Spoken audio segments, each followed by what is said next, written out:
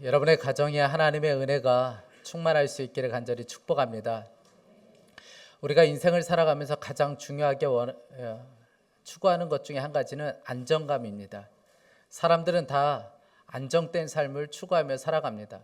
안정된 직장, 안정된 가정생활, 안정된 노후, 안정된 보호, 그리고 안정된 우리 아들, 이런 삶을 다 추구하며 살아가는 것이 우리들의 삶이기도 합니다. 사람들은 다 누구나 안정된 삶을 살기를 원하죠. 그런데 여러분, 성경을 보면 성경에 나와 있는 인물들은 그런 삶을 살지 않았다는 것을 알게 됩니다. 그저 아주 편안하게 안정된 곳에서 안전한 삶을 살아가다가 그의 삶을 마지막을 맞이한 사람들이 아니라는 것을 성경을 보면 알 수가 있습니다. 하나님께서는 언제나 사람을 택하시고 그 사람으로 하여금 익숙하고 안전된 곳, 아주 안전한 곳, 그곳을 떠나도록 하나님께서는 하셨습니다. 그 떠남을 통하여, 그 부르심을 통하여, 그를 통하여 하나님의 역사를 이루어 가셨다는 것을 알 수가 있습니다. 사랑하는 여러분, 왜 내 삶에는 하나님을 믿는데, 교회는 다니는데, 그렇게 신앙생활을 오랫동안 했는데 왜 내 삶에는 하나님의 역사와 하나님의 그 은혜의 역사를 경험하지 못하게 되는 것일까요? 떠남이 없기 때문에 그렇습니다. 우리의 삶에 그저 안정만을 추구하느라 우리가 움직이지 않으니까 하나님의 그 역사를 경험할 수가 없는 것이죠. 사랑하는 여러분, 떠나야, 움직여야 하나님의 역사를 경험할 수가 있는 것입니다. 하나님께서는 아브라함을 택하셨어요. 그리고 그 아브라함에게 한 가지를 명령하셨는데 떠나라는 것이었습니다.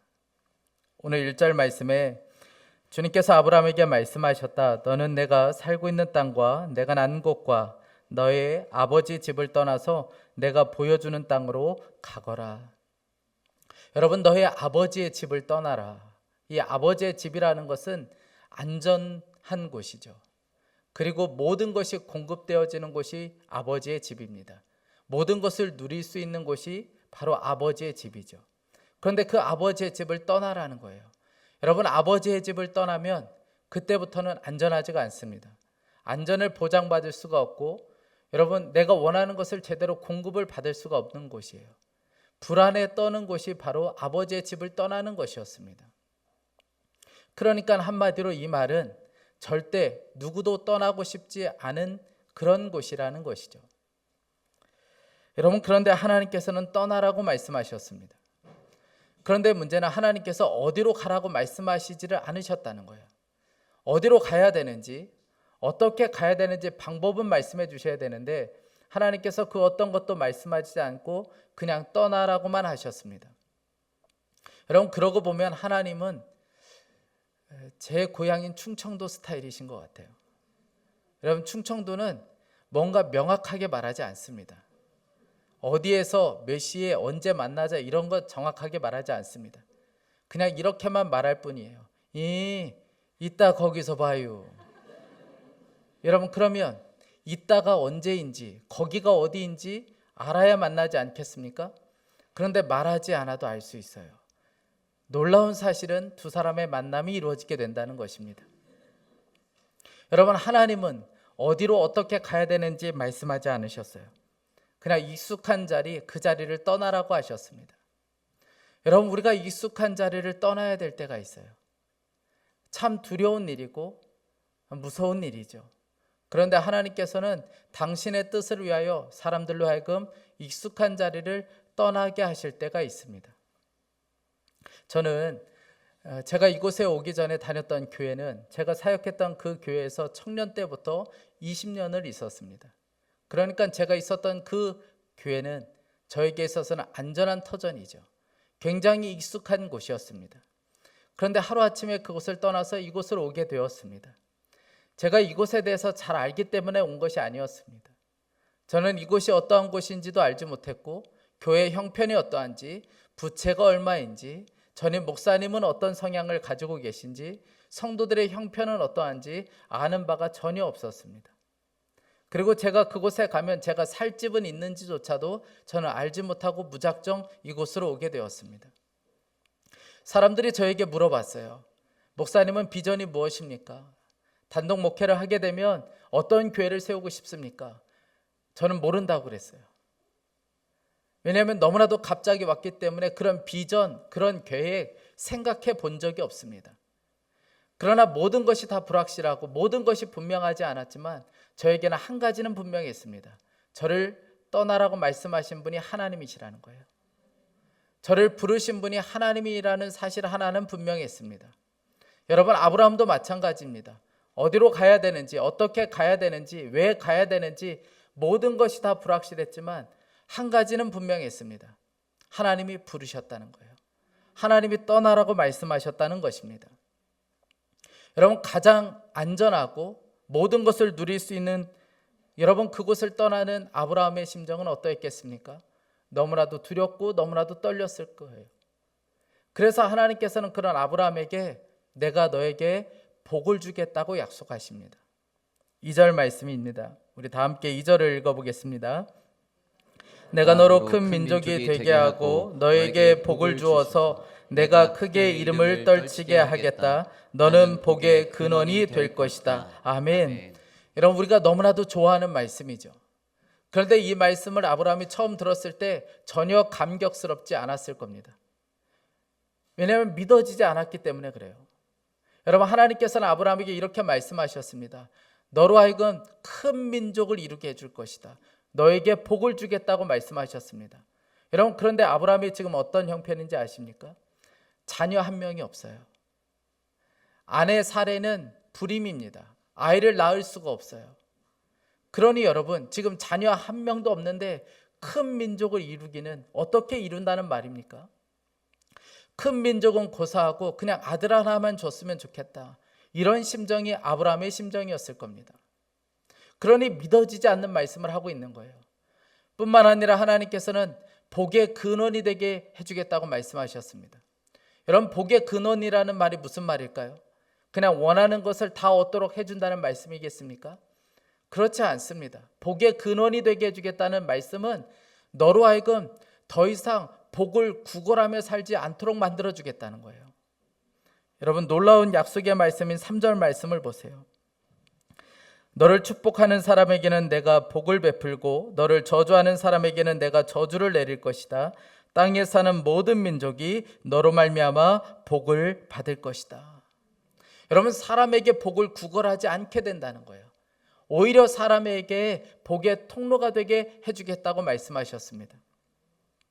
여러분, 안전한 터를 떠나서 아무것도 보장받을 수 없는 그곳으로 떠나는 아브라함을 향하여 하나님께서는 말씀하고 계신 거예요. 네가 그곳을 떠나서 불안하지, 두렵지, 그러나 내가 너의 복이 되어줄게.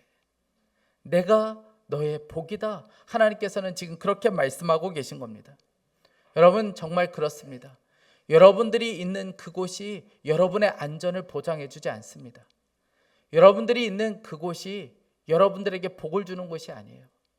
여러분들과 함께하고 있는 그 사람이 나에게 복 주는 사람이 아닙니다. 여러분, 복은 하나님이 주시는 거예요. 하나님과 함께하는 것, 그것이 우리에게 복인 줄 믿습니다. 아브라함은 하나님의 명령에 순종해서 하란에서 떠나기 시작해요. 4절 말씀입니다. 아브라함은 주님께서 말씀하신 대로 길을 떠났다. 롯도 그와 함께 길을 떠났다. 아브라함이 하란을 떠날 때에 나이는 75이었다. 여러분, 아브라함은 언제 어떻게 어디로 떠나야 되는지 전혀 알지 못했지만 무작정 떠났습니다. 여러분, 믿음은 바로 이런 것입니다. 내가 어떻게 해야 되는지 모르지만, 전혀 예측할 수 없지만 그저 하나님의 말씀을 따라서 그 즉시로 떠나는 것, 여러분, 그것이 바로 믿음입니다. 지난 주일에 부활의 증인으로 말씀을 전하셨던, 아침 예배 때 말씀을 전하셨던 5분의 성도님들과 함께 모임을 가졌습니다. 제가 5일 동안 너무 행복했어요. 장로님, 권사님들 말씀을 들으면서 너무나도 자랑스럽고 너무나도 저에게도 큰 은혜의 시간이 되었습니다.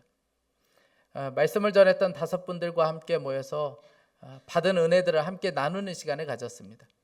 그분의 한 권사님이 그런 말씀을 하셨어요. 부활의 증인으로 서달라는 말씀을 들었을 때 너무 부담스러웠다는 거예요. 여러분 그렇지 않겠습니까? 설교를 해달라고 부탁을 했으니 얼마나 부담스럽겠어요. 게다가 그날이 아들과 함께 일본으로 여행을 가는 날이었습니다. 조금만 일찍 일본으로 떠났으면 전화를 안 받을 수 있었을 텐데, 그런데 저녁 늦게 가는 바람에 전화를 받게 되었다는 거예요. 일본을 여행하면서도 온통 생각이 거기에만 집중되어 있어요. 그러니까 여행에 집중하기가 어려운 거예요. 이 권사님은 사람들 앞에 서는 것이 늘 두려워서 사람들 앞에 설 때면 늘 청심환을 먹어야 했어요. 그 정도로 사람 앞에서 이야기하는 것이 늘 두려움이었습니다. 더 이상 할 수 없겠다, 못하겠다, 그렇게 이야기하겠다, 이런 마음을 가지고 있었어요. 그런데 그때 하나님께서 그렇게 말씀하시더라는 거예요. 지금까지 네가 한 일이 있었느냐? 지금까지 네가 살아오면서 네가 한 일이 있었느냐? 마치 머리를 한 대 맞은 것 같았어요. 그래서 하나님께 이렇게 고백했습니다. 하나님, 그렇다면 하나님이 하십시오. 그리고 순종하기로 결정했어요. 그런데 참 놀라운 것은 말씀을 전하려고 설교단에 섰는데 하나도 떨리지 않더라는 거예요. 그렇게 늘 떨림이 늘 가득했는데 그날은 하나도 떨리지가 않더라는 거예요. 설교단에 올라오기 전까지 머리가 하였는데 말씀을 전하기 시작하는데 자기도 모르게 그냥 술술술 말씀이 나오기 시작하더라는 거예요. 그날 하나님의 놀라운 역사를 경험했다는 간증을 나눠주셨습니다. 사랑하는 여러분, 못하겠다, 힘들다, 어렵다, 나는 할 수 없다, 여러분 그것이 아니라 하나님의 말씀에 따라서 움직이면, 우리가 떠나면, 우리가 순종의 걸음을 걸으면 하나님의 그 놀라운 역사를 반드시 경험할 수 있습니다. 그러나 모든 사람들이 다 이렇게 놀라운 역사를 그 즉시로 경험하는 것은 아닙니다. 여러분, 하나님이 아브라함에게 떠나라는 말씀을 하셨을 때 아브라함은 그 즉시로 떠났습니다. 자기의 모든 소유를 다 정리했고 그리고 모든 사람들과 함께 떠났습니다. 가다가 힘들면 돌아오기로 결정하고 소유를 남겨놓지 않았습니다. 그냥 모든 것을 다 정리하고 떠났어요. 하란에서 가나안까지는 1000km가 넘습니다. 멀어도 정말 먼 거리를 그들이 걸어가기 시작했어요. 그리고 마침내 가나안 땅에 들어갔습니다. 그런데 이 가나안 땅은 젖과 꿀이 흐르는 꿈의 땅이 아니었던 거예요. 막상 가봤더니 그곳에 수많은 사람들이 있었던 거예요. 그곳에 살고 있는 주민들이 있었다는 겁니다. 여러분 6절 말씀을 우리 다 함께 읽어보겠습니다. 6절 말씀. 아브라함은 그 땅을 지나서 세겜 땅 곧 모래의 상수리 나무가 있는 곳에 이르렀다. 그때 그 땅에는 가나안 사람들이 살고 있었다. 아멘. 여러분, 하나님의 말씀에 순종하여 가나안 땅에 들어갔는데 그곳에 이미 사람들이 살고 있었다는 거예요. 여러분, 빈 땅이 아니었던 거예요. 그 땅에는 이미 사람들이 살고 있었고 주인들이 있었다는 거예요. 여러분, 우리가 하나님의 말씀에 순종해서 떠나지만 여러분, 우리의 삶에도 이런 일이 벌어질 수 있습니다. 예측하지 못한 일이 벌어질 수도 있고 전혀 예상하지 못한 장애물들이 우리의 삶에도 일어날 때도 있습니다. 그런데 중요한 것은 하나님이 하신다는 거예요. 7절 말씀입니다. 주님께서 아브라함에게 나타나셔서 말씀하셨다. 내가 너의 자손에게 이 땅을 주겠다. 아브라함은 거기에서 자기에게 나타나신 주님께 제단을 쌓아서 바쳤다. 여러분, 아브라함에게 주시겠다고 하신 이 땅은 아브라함이 스스로 쟁취하는 땅이 아니에요. 하나님의 말씀에 순종함으로 하나님께서 주시는 땅이 바로 약속의 땅입니다. 그러니 아브라함에게는 이 믿음이 흔들리지 말아야 되는 거예요. 어떤 장애물 앞에서도 하나님이 반드시 이루신다. 어떤 장애물을 만나도 하나님께서 반드시 그것을 이루시고 성취하시는 분이시다. 여러분, 이 믿음이 흔들리지 말아야 하는 것이죠. 아브라함은 그곳에 제단을 쌓았습니다. 하나님께 예배했어요. 이곳에 함께 하시는 하나님, 약속을 반드시 이루시는 그 하나님을 붙잡고 그가 거기서 하나님을 예배했습니다. 하나님을 예배하고 또다시 걸어가기 시작해요. 8절 말씀에 아브라함은 또 거기에서 떠나 베델의 동쪽에 있는 산간 지방으로 옮겨가서 장막을 쳤다. 서쪽은 베델이고 동쪽은 아이이다. 아브라함은 거기에서도 제단을 쌓아서 주님께 바치고 주님의 이름을 부르며 예배를 드렸다. 여러분, 아브라함이 계속해서 어디로 가야 되는지 모르면서도 걸어갈 수 있었던 힘이 바로 여기에 있었습니다. 하나님의 임재를 확인하는 거예요. 예배를 통하여 하나님이 함께 하시며 예배를 통하여 하나님께서 반드시 내 삶의 역사를 이루실 거라는 것을 확인하면서 걸어가는 거예요. 믿음이 흔들릴 때마다 하나님의 임재를 확인했고 믿음이 흔들릴 때마다 다시 예배를 통하여 하나님의 임재를 확인하면서 그가 걸어갔다는 거예요. 임재를 확인하고 걸어갔던 것이죠. 사랑하는 여러분, 하나님의 임재를 확인하고 걸어가는 거예요. 우리의 믿음이 흔들릴 때마다, 하나님의 약속이 믿어지지 않을 때마다, 내가 이 길을 가는 것이 맞는가 불안할 때마다 우리가 해야 될 일은 하나님의 임재를 확인하고 걸어가는 것입니다. 제가 아는 성도님이 이혼과 그리고 암과 그리고 이 암에 대한 후유증으로 한동안 앞을 볼 수 없는 참 어려운 삶을 사셨어요. 게다가 아들이 25살에 먼저 세상을 떠났고 둘째 아들은 자폐아였습니다. 여러분, 하나만 있어도 참 어려운 삶인데 이 많은 것을 가지고 어떻게 이분이 사실 수 있었을까? 그런데 이분이 이런 고백을 하셨습니다. 그냥 무식하게 하나님을 믿기로 했습니다. 나는 세상 사람들의 말을 듣지 않기로 결정했습니다. 그냥 무식하게 하나님을 믿기로 결정했다는 거예요. 여러분, 사람들을 만나고 오면 너무나도 믿음이 흔들려요. 세상에 나가서 사람들과 대화하고 의사를 만나고 오면 너무나도 불안해지고 너무나도 초조해지는 거예요. 그러면 집에 들어와서 다시 말씀을 보기 시작했어요. 2시간이든 3시간이든 말씀을 보고 기도했습니다. 그리고 주님이 내게 뭐라고 말씀하시는지, 우리 가정을 향하여 뭐라고 말씀하시는지 그 말씀을 듣기 시작했어요. 또 사람들을 만나서 불안해지면, 믿음이 약해지는 것 같으면 다시 집에 들어와서 그가 기도하고 말씀을 보기 시작했습니다. 그러면서 그가 결정했다는 거예요. 나는 세상의 사람들의 말을 듣지 않으리라. 나는 오직 하나님이 함께 하시고 그리고 하나님의 말씀만 들으리라. 그렇게 결정하고 여기까지 걸어오게 되었다는 거예요. 사랑하는 여러분, 맞습니다. 이렇게 걸어가는 거예요. 순종은 바로 이렇게 하는 것입니다. 그분의 말씀이 어떠하느냐가 중요한 것이 아니라 하나님이 나와 함께 하시는 것만 분명하게 확인하고 걸어가는 것입니다. 불안하고 두려우면 하나님이 나와 함께 하심을 다시 한번 확인하고 그분의 임재를 확인하고 또 말씀에 순종해서 계속해서 걸어가는 것이죠. 그것이 바로 신앙생활이에요.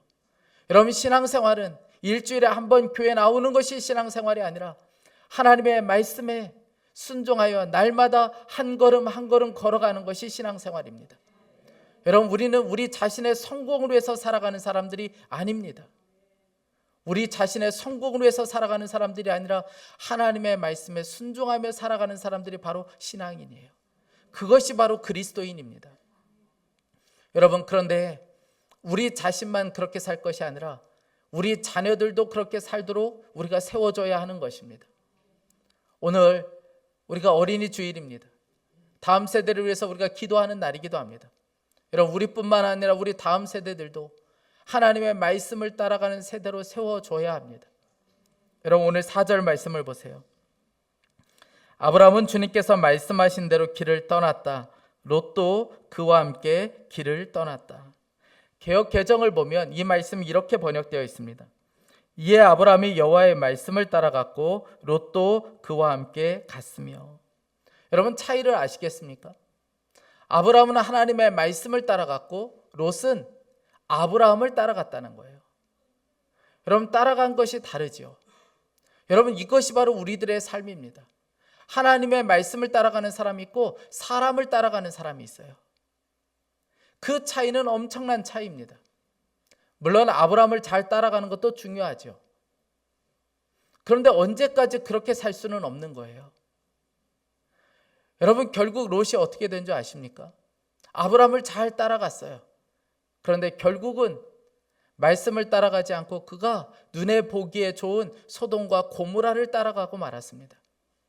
눈에 보기에 좋은 것을 따라갔던 롯은 결국 그곳에서 모든 것을 다 잃어버렸고 비참한 인생으로 그의 삶이 일어나는 것을, 가정 안에 비참한 일들이 일어나는 것을 보게 됩니다. 사랑하는 여러분, 우리 자녀들 부모 말을 잘 듣는 수준을 넘어서도록 해야 합니다. 이 자리에 청소년 또 청년들 함께 예배합니다. 여러분, 이 자리에 있는 아이들 중에는 부모의 강요에 의해서 이 자리에 있는 친구들도 있을 수 있습니다. 여러분, 그러면 어느 순간이 되면 이 자리를 떠나게 돼요. 여러분, 부모의 말을 잘 들으면 너무 기분이 좋죠. 이 아이들이 부모의 말을 잘 따라와주면 너무나도 기분이 좋습니다.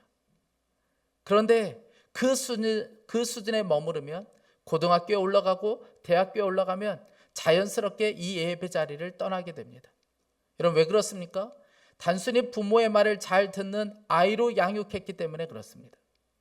여러분, 부모의 말을 잘 듣는 그 수준을 넘어서도록 해야 합니다. 그것이 무엇입니까? 하나님의 말씀을 따라 살도록 만들어야 되는 거예요. 지난 부활의 증인으로 서신 권사님 중에 한 분이 자녀 양육에 대해서 말씀을 나눠주셨어요. 제가 참 도전도 받고 은혜도 받았습니다. 제가 그 부분을 잠깐 여러분들께 좀 소개하고 싶습니다. 저는 내 자녀를 키우고 있습니다. 저는 큰 아이에게 초등학교 시절 매일 하루도 빠짐없이 5권의 책을 읽고 3권의 독서록을 쓰게 할 만큼 세상 지식을 갖추는 일에 열심을 냈었던 엄마였습니다. 그 많은 책을 읽게 하면서 성경책을 읽으라고는 하지 않았습니다. 그러나 큰 아이가 사춘기가 되면서 제가 세상 지식을 위해 많은 독서를 시켰던 것이 하나님에 대한 믿음에서는 멀어지게 만들었다는 것을 깨닫고 주님 앞에 깊이 회개를 드렸습니다. 아이와 매일 말씀을 나누는 시간을 갖기 시작했습니다. 아이와 말씀을 나누는 일이 처음에는 그렇게 힘든 일이라는 것을 생각하지 못했습니다. 그러나 사춘기 자녀와 매일 말씀을 나누는 일은 엄청난 영적 전쟁이 일어나는 시간이었습니다. 그러나 세상의 가치관에 자녀들이 휩쓸려가지 않도록 하나님의 말씀으로 자녀들의 영혼을 깨우기 위해 가르치고 기도했습니다. 말씀이 하나님이시고 말씀은 생명이고 빛이시라는 말씀을 붙잡고 아이의 마음속에 하나님의 생명에 비친 말씀이 비추어져 주님을 믿어 하나님의 자녀로 살아가는 은혜를 주시기를 기도하며 아이에게 매일 말씀을 먹이려고 노력했습니다. 감사하게도 자신이 누구이고 어디로 가야 하는지 정체성의 혼란을 겪었던 아이가 하나님 자녀로서의 정체성을 갖는 모습으로 세워지는 것을 보며 다른 무엇보다 하나님의 말씀을 자녀에게 먹이는 것이 얼마나 중요한지를 깨닫게 되었습니다. 이렇게 나눈 말씀은 생명이 되어 아이의 기도 제목이 되어 나오기도 하고 고3의 힘든 시간을 엄마와 나눈 말씀을 붙잡고 이겨내는 것을 보면서 하나님의 말씀이 살아서 역사하시는 것을 경험하게 되었습니다. 여러분, 말씀을 따라가도록 해야 합니다. 부모의 말을 따라가도록 하는 것이 아니라 진짜 하나님의 말씀을 따라가도록 해야 합니다. 아이들뿐만 아니라 여러분들도 마찬가지입니다. 여러분들 중에는 누구를 따라가는 수준의 신앙생활을 하고 계신 분들이 있으실 거예요. 목사님, 저는 아내를 잘 따라가고 있습니다. 아내 말을 굉장히 잘 듣고 있습니다. 저는 목사님 말만 잘 따라가고 있습니다. 여러분, 그러면 큰일 나는 거예요. 아내와의 관계가 묶여버리면, 아내와의 관계가 불편하면 곧바로 예배부터 나오지 않습니다. 목사와의 관계가 한번 틀어지면 언제든지 교회를 떠날 수도 있습니다. 여러분, 누구를 따라가는 수준을 넘어서야 되는 거예요. 이제는 진짜 하나님을 믿고 하나님의 말씀을 따라가는 신앙생활을 해야 하는 것입니다. 1859년 여름에 한 고개사가 나이아가라 폭포에 설치해온 밧줄 위를 걸어가는 일이 있었습니다. 역사상 처음 있었던 일이에요. 그가 밧줄 하나를 외줄타기로 그가 미국에서 캐나다로 넘어가는 놀라운 일이 있었습니다. 이 사람이 바로 프랑스 출신의 고개사인 찰스 블론딘입니다. 그는 공중에 설치해 놓은 밧줄을 그가 고개를 부리며 그것을 넘어가기 시작해요. 이 외줄타기로 그것을 넘어갈 때 그날 수많은 인파가 그 광경을 보기 위해서 몰려들었습니다. 그리고 그가 고개를 부리며 정말 놀랍게 그 외줄타기로 그곳을 나야가라 폭포를 넘어가게 돼요. 그리고 나서 도착했을 때 사람들이 환호하기 시작합니다. 그 환호하는 사람들을 향하여 이 블론딘이 이렇게 이야기했어요. 여러분들 중에는 제가 여러분 중에 한 사람을 등에 업고 이 외줄타기로 다시 넘어갈 수 있다고 여러분들은 믿습니까? 그러자 사람들은 환호치기 시작했어요. 예, 우리가 믿습니다. 당신이 그곳을 넘어갈 수 있을 거라고 우리는 분명하게 믿습니다. 그렇게 환호하기 시작했어요. 그러자 이 블론딘이 다시 한번 질문했습니다. 그렇다면 여러분들 중에 제 등에 업혀서 이곳을 함께 넘어가길 원하시는 분들은 손들어 주십시오. 그러자 사람들이 한마디도 대답하지 않았어요. 그리고 고개를 숙이고 이 블론딘과 눈이 마주치지 않으려고 그들이 애썼습니다. 아무도 손을 들지 않는 것을 안 이 블론딘이 사람들 회중에 있는 곳으로 들어갔어요. 그리고 한 사람을 향하여 이렇게 이야기했습니다. 당신은 나를 믿습니까? 내가 당신을 얻고 이곳을 건너갈 수 있다고 믿습니까? 이 질문을 받은 사람이 바로 해리 콜코드라는 사람입니다. 그가 그 질문에 대해서 이렇게 대답했어요. 예, 저는 믿습니다. 당신이 저를 얻고 이곳을 건너갈 수 있다고 저는 믿습니다. 그리고 그가 자기의 몸을 그 사람의 등에 맡겨버렸어요. 그때 이 블론딘이 그 사람을 얻고 조심조심히 한 걸음 한 걸음 건너가기 시작했어요. 그리고 마침내 그가 그곳을 건너가게 되었습니다. 저는 이 이야기를 들으면서 회중들의 반응이 혹 우리들의 반응은 아닌가라는 생각을 가지게 되었습니다. 저는 하나님을 믿습니다. 하나님이 나의 아버지이신 것을 믿습니다. 하나님이 정말 능력 있는 분이라는 것을 저는 믿습니다. 그러나 저는 업힐 수는 없습니다. 그러나 저는 그 말씀대로는 살 수 없습니다. 그리고 끊임없이 자기의 고집과 자기의 생각대로 살아가는 것은 아닌가. 여러분, 이것을 어떻게 믿음이라고 말할 수가 있겠습니까? 이것을 어떻게 하나님을 믿는다고 말할 수가 있겠습니까? 진짜 하나님을 믿는다면 업혀야 하는 것이죠. 마치 콜코드처럼 제가 믿습니다. 제 몸을 당신의 등에 제가 맡길 수 있습니다. 여러분, 그것이 믿음 아니겠습니까? 여러분, 누가 그렇게 할 수 있다는 말입니까? 복을 받기 원하는 사람이요? 여러분, 아닙니다. 하나님을 진짜 사랑하여 믿는 사람만 그렇게 할 수 있어요. 하나님을 너무나도 사랑해서 그분을 믿는 사람만 하나님의 등에 내 몸을 맡길 수 있는 것이죠. 그분의 말씀에 내 삶을 맡길 수 있는 것입니다. 저는 오늘 설교 제목을 진짜 사랑해서 따라가고 싶다라고 정했습니다. 제가 이렇게 정한 이유가 있습니다. 지난 목요일에 한 집사님의 일기를 읽다가 그 일기에 나오는 한 아이의 고백이 오늘 설교 제목을 정하는 데 도움을 주었습니다. 지난 목요일에 한 집사님이 일기에 이렇게 적었습니다. 오늘은 노동절입니다. 학교에 가지 않은 둘째 딸만 데리고 출근합니다.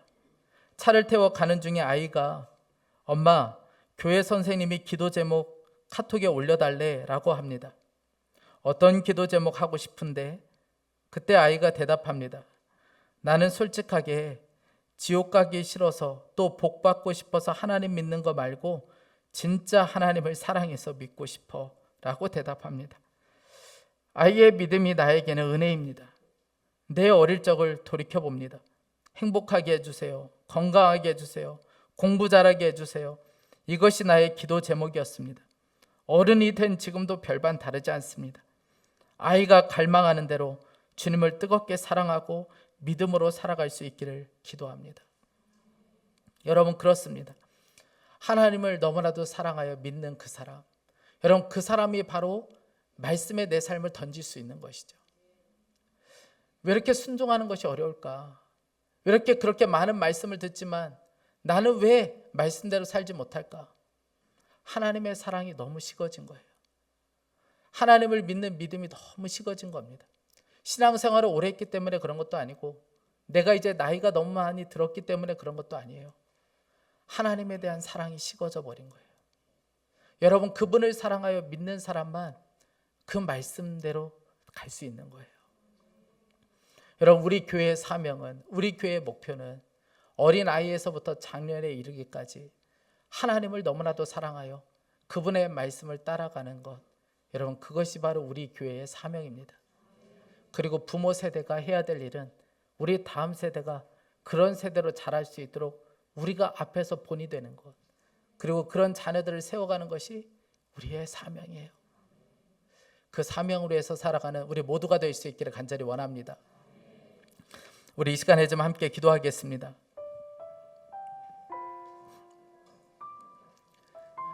사랑하는 여러분, 하나님의 말씀을 따라가는 것이 어려운 것이 아니라 하나님에 대한 사랑이 식어져서 어려운 것입니다. 하나님에 대한 믿음이 식어지니 하나님의 말씀이 너무나도 무겁게 느껴지는 것입니다. 여러분, 누가 하나님의 말씀에 그분의 등에 내 삶을 맡길 수 있겠습니까? 그분을 사랑하는 사람, 그분을 진짜 믿는 사람만이 그 말씀을 따라갈 수 있습니다. 우리 이 시간에 좀 함께 기도하기 원합니다. 하나님, 하나님을 뜨겁게 사랑하고 하나님을 향한 분명한 믿음으로 말씀을 따라갈 수 있게 하여 주옵소서. 보이지 않고 계산이 되지 않아도 그저 하나님의 말씀만 따라가는 우리의 삶이 되게 하여 주옵소서. 하나님의 등에 내 삶을 얹히고 하나님을 따라가는 자가 되게 하여 주옵소서. 우리 간절한 마음으로 합심하여 기도하겠습니다. 오 사랑하는 하나님 아버지, 하나님을 향한 하나님 우리의 마음이 너무나도 식어져 있는 것을 보게 됩니다. 하나님 아버지, 하나님 사랑이 너무나도 식어져 있는 우리의 모습을 보게 됩니다. 하나님을 사랑한다고 말하지만, 하나님을 믿는다고 하지만 여전히 나는 내 모습대로 살아야 되고, 여전히 내 뜻대로 살아야 되고, 하나님 내 고집대로 살아야 되고, 내 만족대로 살아야 되고, 내가 하고 싶은 게 너무나도 많고, 하나님 아버지, 그런 신앙생활을 하는 것이 아니라 그저 하나님 아버지 하나님의 종교생활로 우리가 살아갈 때가 너무나도 많습니다. 하나님 아버지, 하나님을 뜨겁게 사랑하고 하나님을 향한 분명한 믿음으로 우리가 말씀을 따라갈 수 있게 하여 주시기를 원합니다. 하나님, 보이지 않고 계산이 되지 않아도 하나님이 말씀하시며 하나님 아버지 우리의 삶을 움직여 순종할 수 있는 우리의 삶이 되게 하여 주시기를 원합니다. 하나님 아버지, 주의 은혜를 베풀어 주시고 우리의 눈을 열어주시기를 간절히 원합니다. 하나님 아버지, 우리와 함께 하시는 하나님, 하나님 아버지 우리의 삶의 주인 되신 하나님, 그 하나님을 믿는 믿음으로 살게 하여 주시고 그 하나님께 내 삶을 던지며 그 삶을 따라갈 수 있도록 인도하여 주시기를 원합니다. 하나님의 말씀에 순종하고 하나님의 말씀에 하나님 아버지 따라가는 것이 우리의 삶의 하나님 아버지 진짜 신앙생활이 될 수 있게 하여 주시기를 간절히 원합니다. 하나님 아버지, 지금 우리 모두에게 오늘 아브라함처럼 하나님 아버지 하나님의 말씀을 따라가는 순종이 우리 가운데 있게 하여 주시고 하나님 믿음으로 나갈 수 있게 하여 주시기를 원합니다. 사랑하는 하나님, 잡아주소서. 하나님 우리의 눈을 열어주소서. 하나님 진짜 하나님을 따라가는 삶이 되게 하여 주시기를 원합니다. 그저 하나님 아버지 복을 구하는 것이 아니라 하나님 아버지 주님 복을 주시는 하나님을 따라가는 우리의 삶이 될 수 있게 하여 주옵소서. 하나님 아버지, 사랑하는 우리 늘 안정적인 것만 추구하고 하나님의 부르심과 순종하는 너무 거리가 멀어져 버린 우리의 삶을 불쌍히 여겨주시고 하나님에 대한 믿음이 숨어지지 않도록 하나님 아버지 우리의 삶을 붙잡아 주시기를 간절히 원합니다. 하나님 연약한 내 영혼 통하여 일하소서. 주님 나라와 그 뜻을 위하여.